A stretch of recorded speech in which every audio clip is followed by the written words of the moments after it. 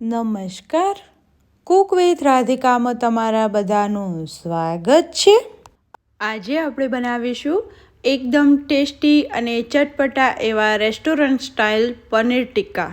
રેસ્ટોરન્ટમાં પનીર ટિક્કા જનરલી તંદૂરમાં બનતા હોય છે, પરંતુ બધાના ઘરમાં જનરલી અવેલેબલ નથી હોતું।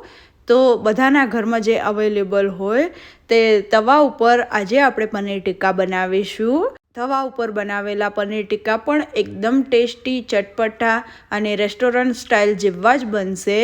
તો ચાલો ઘરે તવા ઉપર પનીર ટિક્કા બનાવવાનું શરૂ કરીએ। પનીર ટિક્કા બનાવવા માટે મેં કેપ્સિકમ તથા ઓનિયનની આ રીતે પેટલ્સ બનાવી લીધી છે। સેમ આ રીતે હવે આપણે 200 ગ્રામ પનીરનો બ્લોક લેવાનો, તેને પણ આ રીતે મોટા પીસમાં કટ કરી લઈશું। તો 200 ગ્રામ પનીરના 6 પીસ બનશે। જો તમારી પાસે રેડ યલો કેપ્સિકમ હોય તો તેનો પણ યુઝ કરી શકો છો। હવે આપણે આ બધી જ વસ્તુને મેરિનેશન કરવા માટે એક બાઉલ લઈ લઈશું। હવે તેમાં 1 કપ દહીં એડ કરીશું। તેમાં હાફ ટીસ્પૂન આદુની પેસ્ટ, 1 ટીસ્પૂન લસણની પેસ્ટ, 1 ટીસ્પૂન લીલા મરચાંની પેસ્ટ, 1 ટેબલસ્પૂન લાલ મરચું પાવડર, 1 ટેબલસ્પૂન ધાણા જીરું પાવડર, હાફ ટીસ્પૂન હળદર પાવડર, 1/4 ટીસ્પૂન હિંગ, હાફ ટીસ્પૂન ગરમ મસાલો, 1 ટીસ્પૂન મીઠું, હાફ ટીસ્પૂન ચાટ મસાલો, 1 ટેબલસ્પૂન જેટલા કોથમીરના પાનને હાથની મદદથી આ રીતે ક્રશ કરીને એડ કરવા અને હવે તેમાં અડધું લીંબુ નીચોવી દેવાનું। હવે બધી જ વસ્તુને સારી રીતે મિક્સ કરી લઈશું। મેં બધી જ વસ્તુને સારી રીતે મિક્સ કરી લીધી છે। હવે આપણે તેમાં કેપ્સિકમ, ઓનિયન તથા પનીરના જે પીસ બનાવીને રાખ્યા છે તેને એડ કરી દઈશું અને હવે તેને મિશ્રણ સાથે સારી રીતે કોટ કરી લઈશું।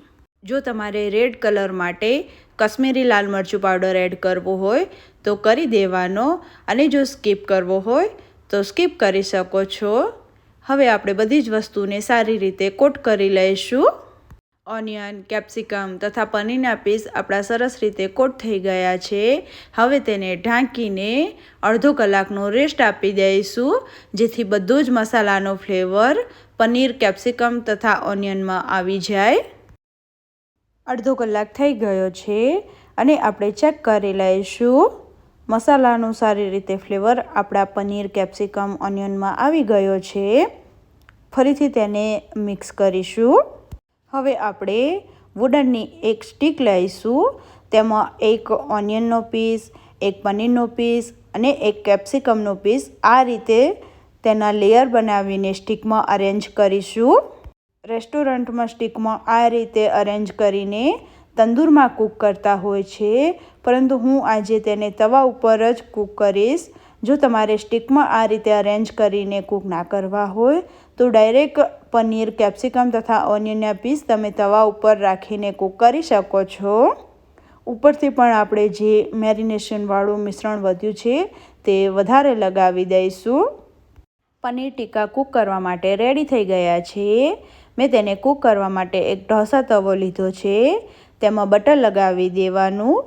હવે તેની ઉપર આપણે જે સ્ટીકમાં પનીર, કેપ્સિકમ તથા ઓનિયન અરેન્જ કરીને રાખ્યા છે તેને રાખી દેવાના।